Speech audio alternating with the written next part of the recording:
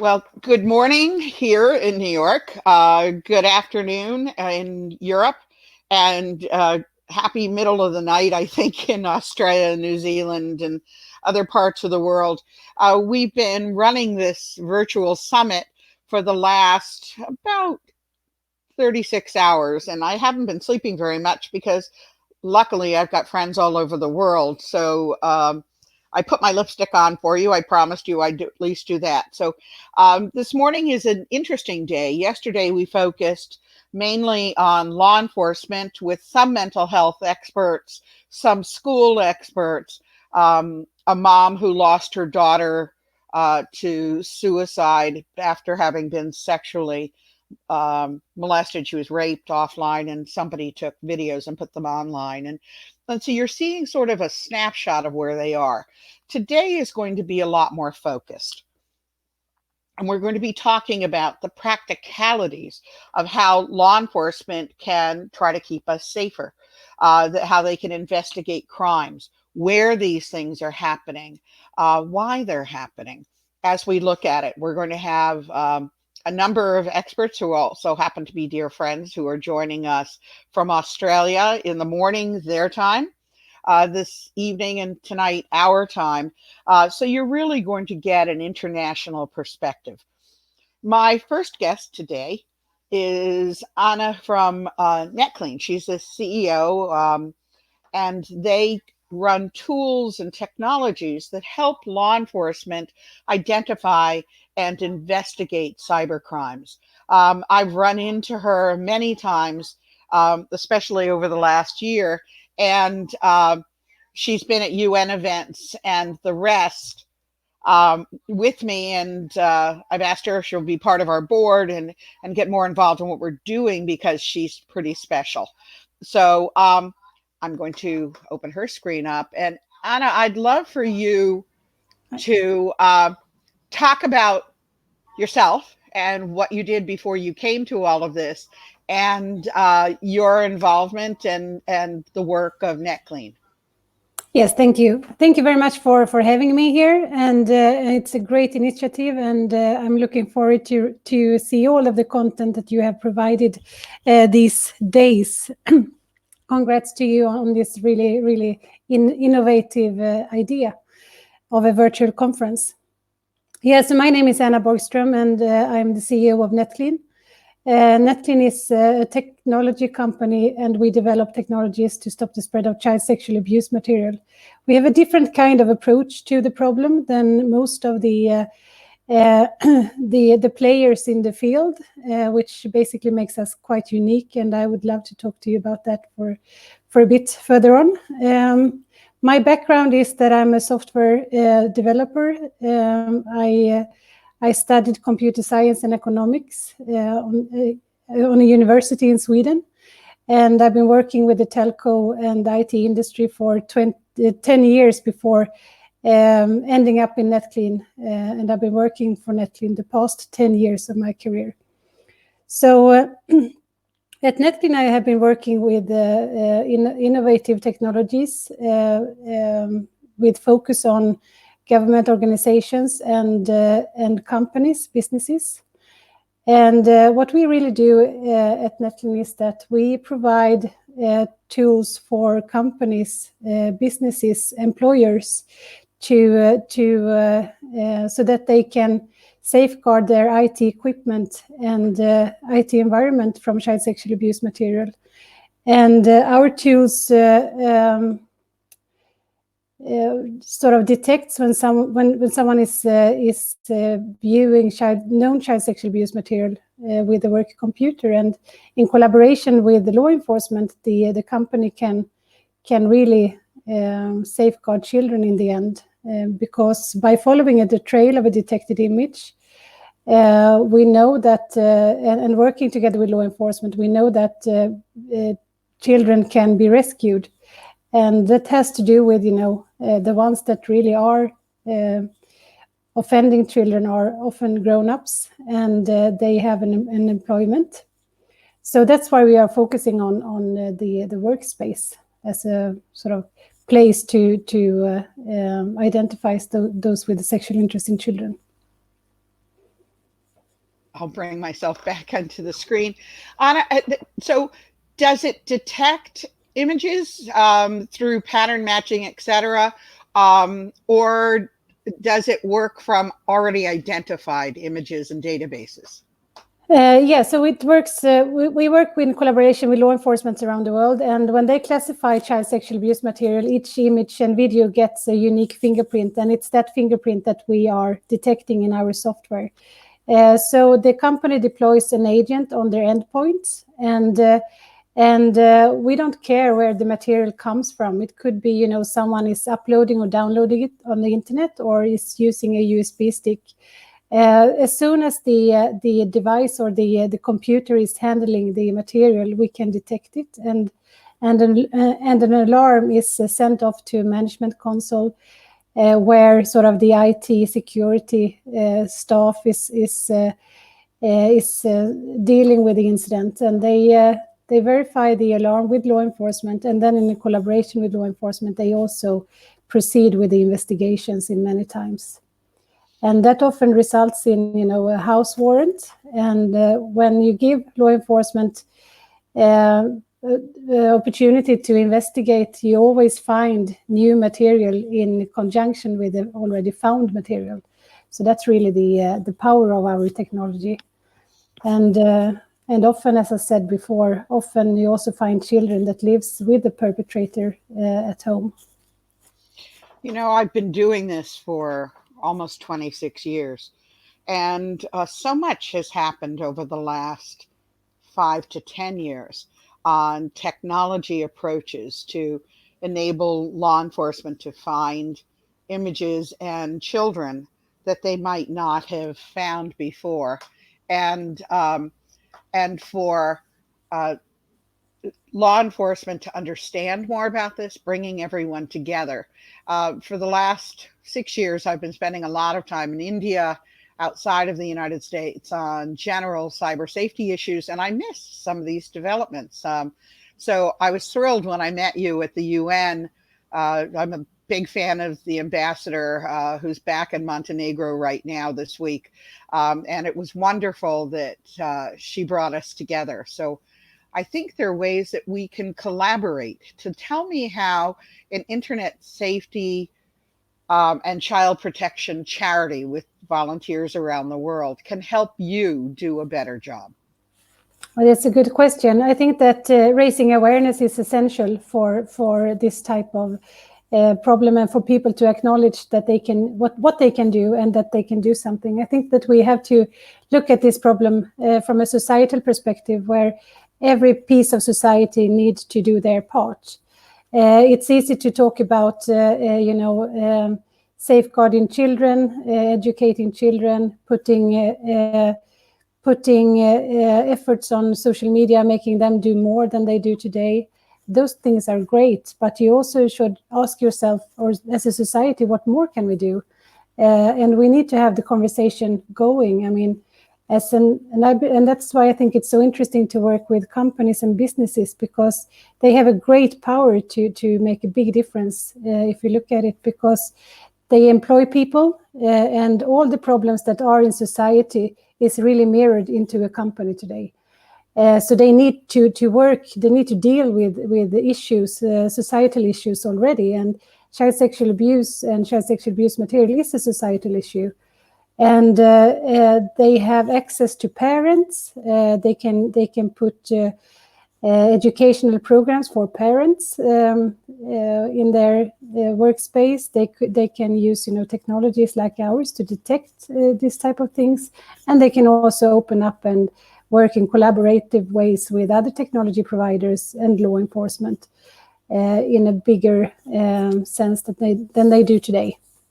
So I think that from what you can do from a sort of cyber safety charities is to keep up with the awareness spreading on different levels in society. I mean, you reach the children, but you also reach the decision makers in big institutions.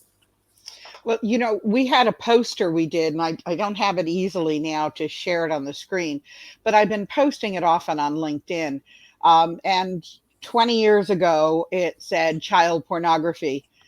Behind every picture, there's pain. And now no one's using the terms child pornography anymore. It's child sexual abuse images, CSAMs, and sexual exploitation images and child abuse materials.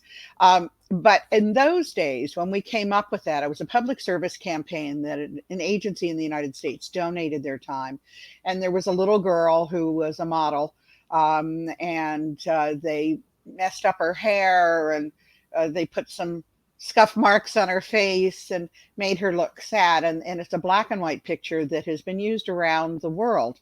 And John Rouse from Australia heard about this. They were just starting to battle the imagery issues, and he saw our campaign and he adopted it for Australia. And when we talked yesterday, he said that he still has it up on his wall with all of the badges from all of the law enforcement agencies in Australia as well. And they all signed it and put it on his wall. One day I'm going to steal that back from him. But we've redone that image now, and it now says it's not porn, it's child abuse. Yeah. And we have that. And I'm happy to make it available to you to use anywhere, and for all of the other groups to use anywhere, because it's important that we teach people, not just parents and not just working directly with the children, but we teach everyone what to do if they run into it. Yeah, they'll close the screen down, they will be upset for a while, but we need to teach them that every single person that's out there needs to report what they find. We always say, report it, don't support it. So we're also working with law enforcement agencies, trying to teach the first responders and others who don't work in this area of child sexual exploitation to understand more about what they've seen and how it may relate to child sexual exploitation. And we're working with healthcare professionals, especially doctors, nurses, mental health professionals, who asked us to come up with a first response mode for them. So if a child comes into the emergency room or certain things happen, how to spot digital sexual exploitation. They've all been trained on child rape and molestation, but they don't ever ask the questions about the digital piece. Yeah. And I spoke to a child psychiatrist in one of our sessions last night who said that if they don't know those things because they haven't asked and they don't know how to ask, the child taking their own life is something that happens far more quickly there than others. And if they're not knowing what to expect, we're losing children. So yeah, there are all these pieces. So I hope you're going to work with us. We're also working on standards, on ways we can create the guidelines and the parameters so that if law enforcement has an issue and they reach out to Snap or TikTok or Instagram, the same request will get the same response. So they don't have to figure out a different way for every new app that comes up. So hopefully you'll help us with that design. Yeah, sure. And as you said, I mean, report it. That's essential. That's really, really important. And that's, I mean, for us, it would be easy to build technology that just block child sexual abuse material. But we put, or we ask our customers, most of our customers, they do report findings, and they do it seriously. I mean, when they find this type of material in their environment, they don't want it. They want to do the right thing. So the process after an alarm has gone off in an environment is really, really important, because law enforcement need to be there to guide them on how to proceed with the alarm. And if you have a company that has global installations in maybe 23 countries, they need to work with the 23 different law enforcement agencies.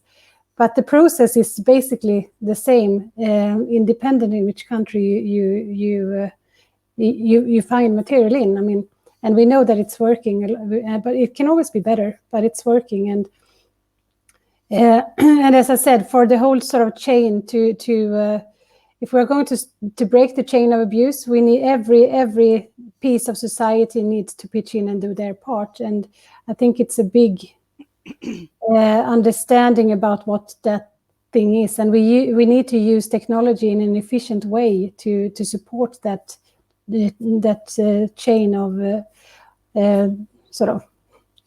But it's important that we identify the different stakeholders here. Yes. And I'd love to, once we're off of this, spend some time over the next couple of weeks. I know you're busy, but identifying the various stakeholders and what their roles can be as we take on this challenge together. Now, Corona is a horrible crisis, and I don't know if you're working from home and you are now sort of locked in home. We have even a curfew in New Jersey. We're right outside of New York City. At night, you're not supposed to leave your house from 8 at night to 5 in the morning. I'm not quite sure what that has to do with Corona. And you can't get toilet paper or bottled water here. I think people are preparing for blizzards. But it's an opportunity, as we are all home, to learn a little bit more about a cause that's important to us, Yes. to volunteer, to share awareness, to do something with the time rather than just binge watch television, and the things that we often do when we're home and no one's watching. So it's important, and now maybe we have an opportunity for the next few weeks to bring in more people, a larger core of people to really tackle this problem. Yeah, I agree. And when you, I know, did you? I just sent out a post on LinkedIn actually about Corona and that this lockdown and this work from home strategies could actually drive the consumption of child sexual abuse material, because I read that Pornhub was up. I mean, their traffic is sort of following the Corona status and is higher now than before the outbreak. And we know that pornography is one of the drivers into child sexual abuse consumption. So we really need to put all our resources together and come up with solutions. Well, a lot of people who aren't familiar with this field may not realize that desensitizing a child is part of the grooming process. And the more regular pornography, adults in images, sexual images, and especially child sexual images that are shared with the child, the more it appears to be normative. It's like, oh, yeah, I can do that, or that child did this, so it must be okay. And so it's used for this desensitizing a child, having them let down their guard. But we are also seeing an increase of active sexual exploitation of children online. So the children are home from school. Many of the parents, I can't even say most of the parents, are home as well. But if they're home, they're working from home. And they may be in their home office or in their living room or in their kitchen, and the child is wherever the child is. And they may be doing classes online, or they just may be on their device. Some of them have devices that protect them quite well in school because they come in through the school's network. But when you take them home, they don't have the protective network around it. So they have access to things, and people have access to them that doesn't occur in the school environment. And they have a lot of downtime. So boredom leads to this. It's they're more accessible because they were clicking on things because there's nothing else to do. They are frightened. Their life is no longer as stable and supportive as it was. Their parents are freaked. They're worried about jobs and health and grandma. And you start putting vulnerability because people are sick or people are worried and frightened, and the lack of their ability to go out and play with their friends and get their normal structure of reaching out to a teacher when things go wrong or talking to their friends. They are isolated, they're vulnerable, they have lots of opportunities to engage. And we are seeing a huge increase in the number of sexual predation attempts with young people. So it is an opportunity to breed harm and hurt. They don't need to get the child in real life. They just need them to share images, go into the bathroom and take down their pants or lift up their shirt.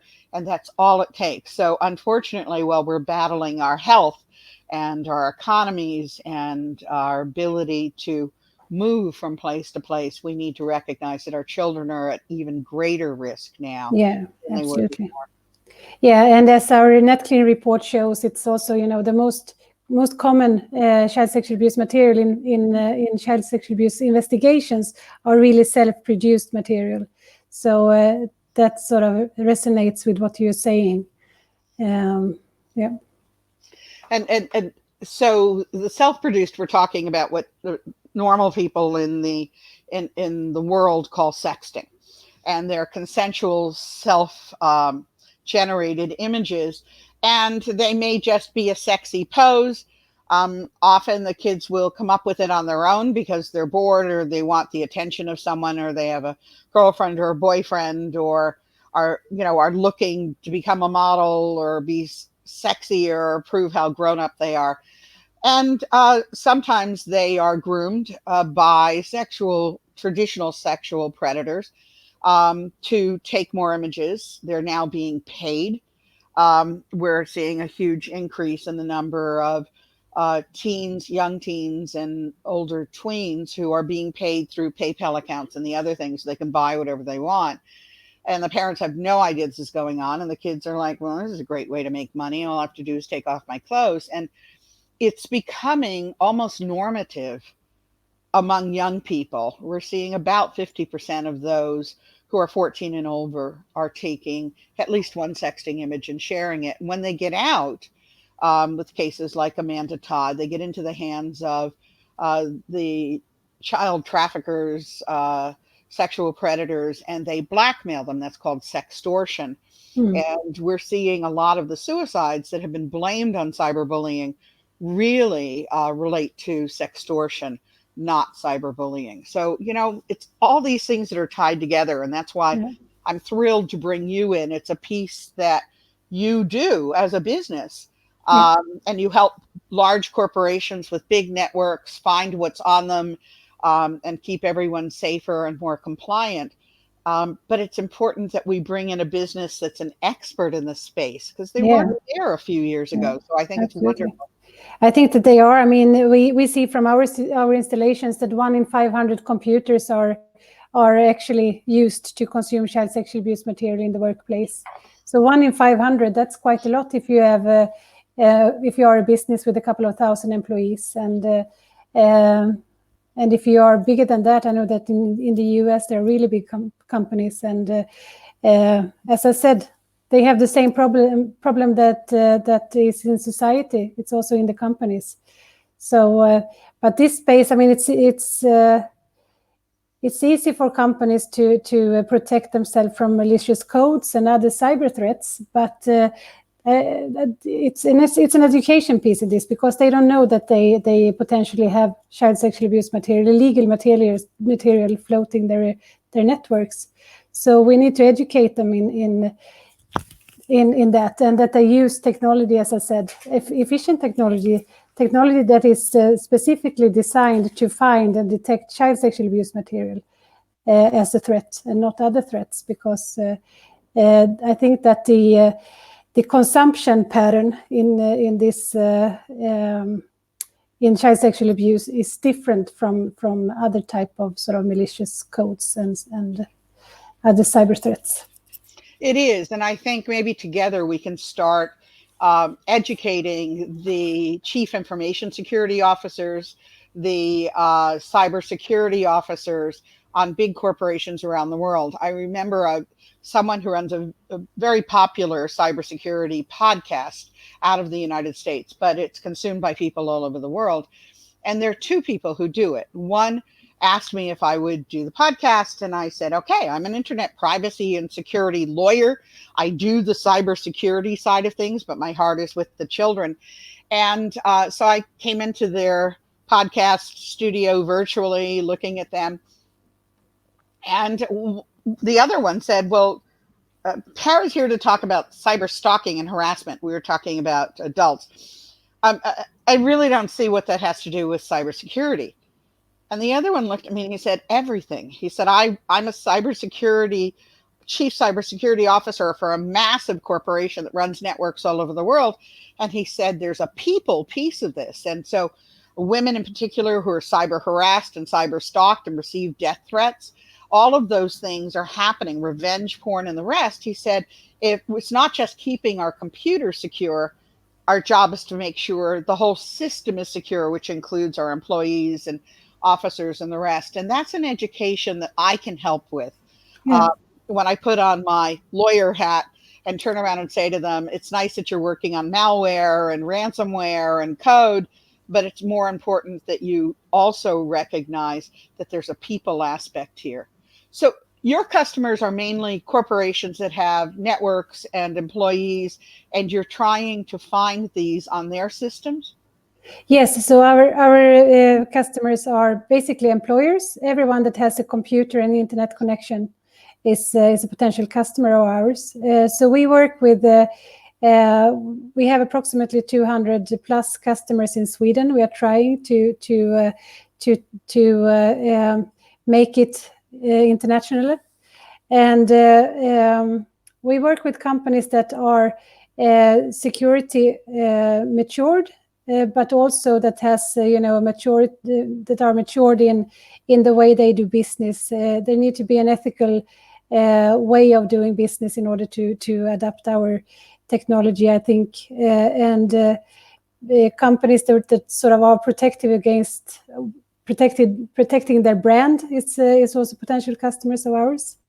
So we have you can go in on our website and there you can find companies, but we have large enterprise companies as customers, and they protect their endpoints against child sexual abuse material with our technologies.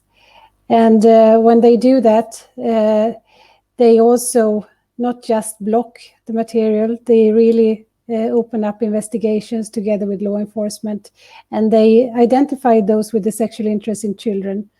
And they also, I can give you an example what happened in one Sure. system.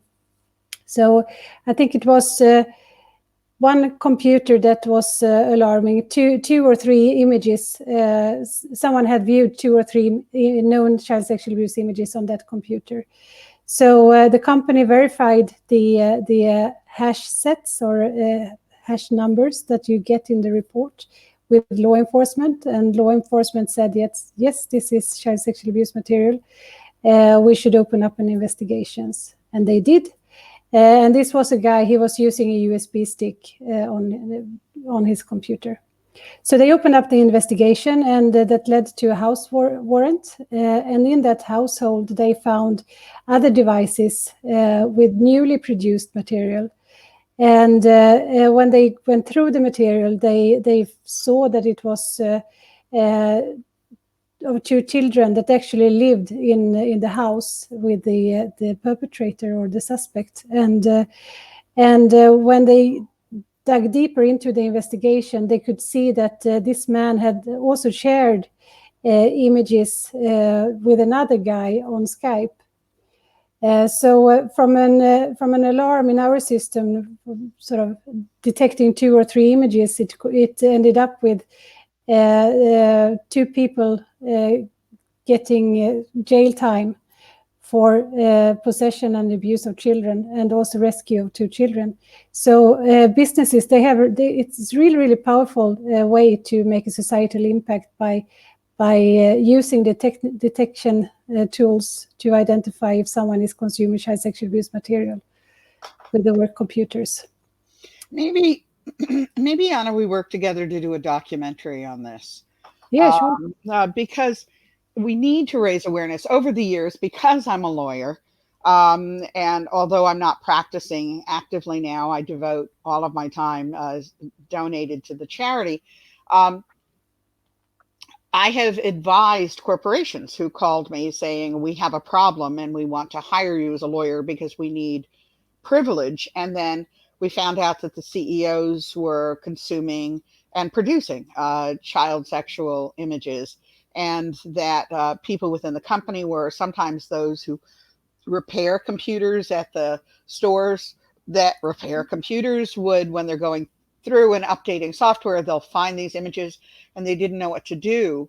One of the states in the United States many years ago, and I actually opposed it, mandated that anyone who discovered child sexual images would report them immediately and would look for them every time they were repairing the computers. And I was great with the reports. I wasn't happy with them looking because it involved their not knowing really what child sexual images legality is. And while one picture you might think is illegal isn't, and another one that you might think is okay is. And I didn't want them being our law enforcement agents. But it's time, I think, to revisit this. And when you do something for 25, 26 years, you think you did it, you check the box, and you move on to the next thing. And I realized that either those people that we check the box with and taught are gone and retired and doing something more fun with their lives, or we didn't do it right. And it's time to start from the beginning and do this. So I hope that you can help us do that. And I think it'd be great if we can get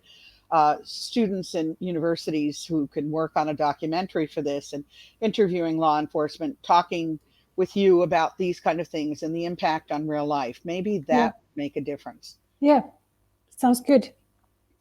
So we're not going to be hosting any conferences in real life for a while, and you're in Europe and I'm in New York, and I know we were going to try to see each other when you were here. Yeah.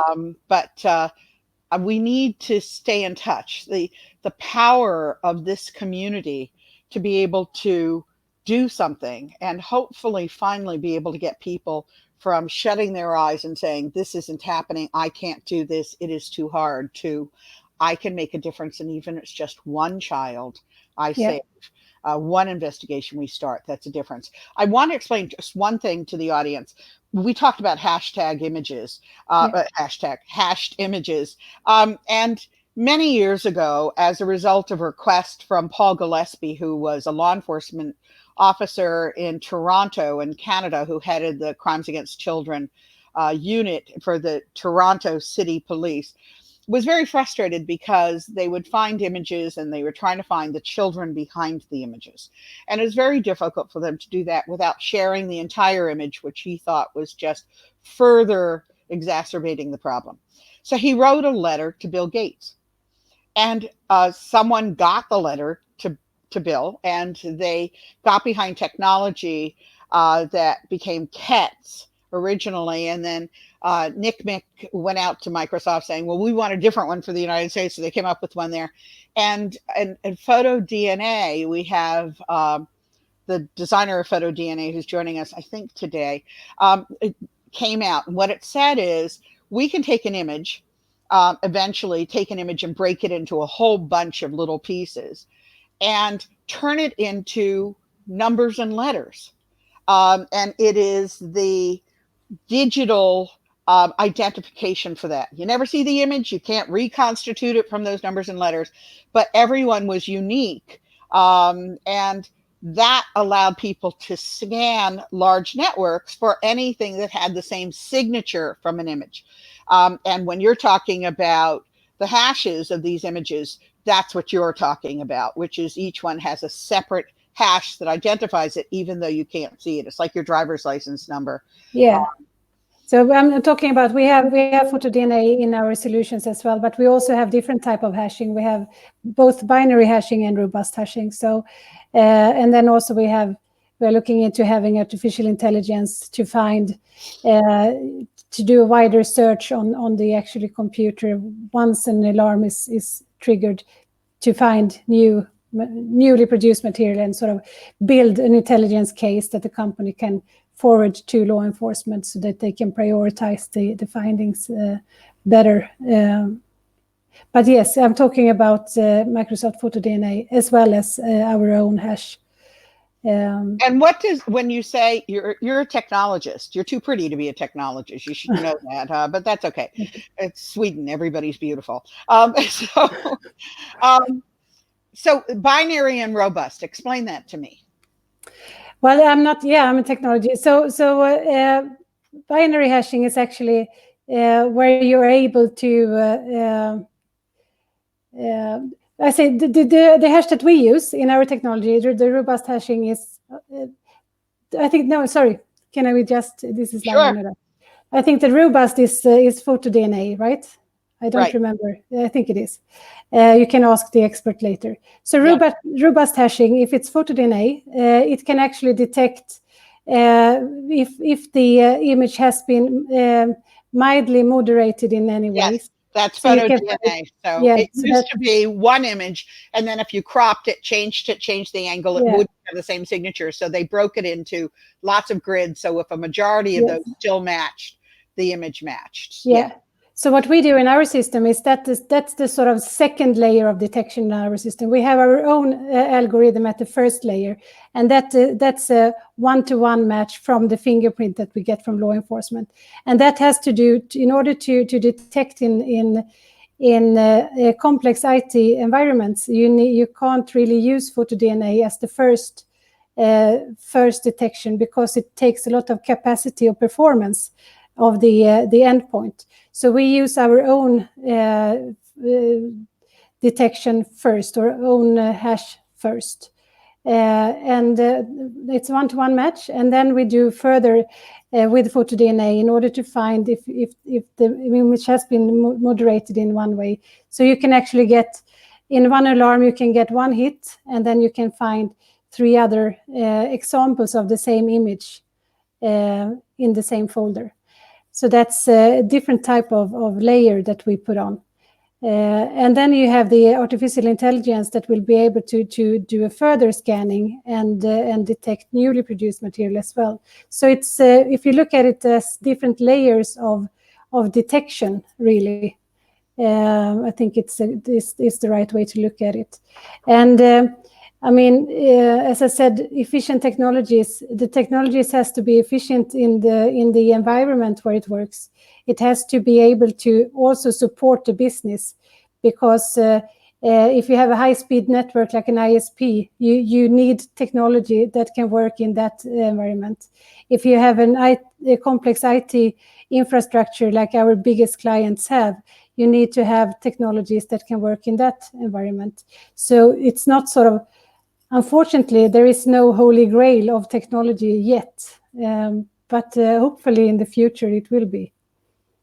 Well, maybe once we're allowed to travel again, we bring the technologists together and have them work together and identify opportunities and the rest. I have Ray Walsh, who's going to be joining us, I think today, maybe tomorrow, on artificial intelligence. And so he's one of the leading experts in the world on this. He's out of Ireland. And as we start bringing these people together who might not have met otherwise, we might be able to come up with the solutions we need. But Anna, you know, I admire the work you do and your determination and passion to make sure that all children are safe. And the model of Netclean and what you're doing, and the value of your company and making sure that children are safer. So I appreciate you coming in this morning, very last minute. It's been insane as we run pretty much from dawn to midnight. And I think what you offer is such an important message. And we'll be doing more of this as we educate your potential customers about their role in making sure that all children are safer and that their networks aren't being used and abused to further abuse children. Yeah. Thank you very much for having me, and good day with you. Good luck with your day. Thank you very much, Anna. I appreciate it. I had asked Thank you. Anna if we could move her session a little later because I was trying to sleep in because we've been doing this till like 2 in the morning. And she said yes, but by then I was already out of bed. So thank you so much, Anna. I really appreciate it. Stay Thank safe, you. stay well, You too. and stay busy. You too. Thanks. Bye Thank bye. you. Bye.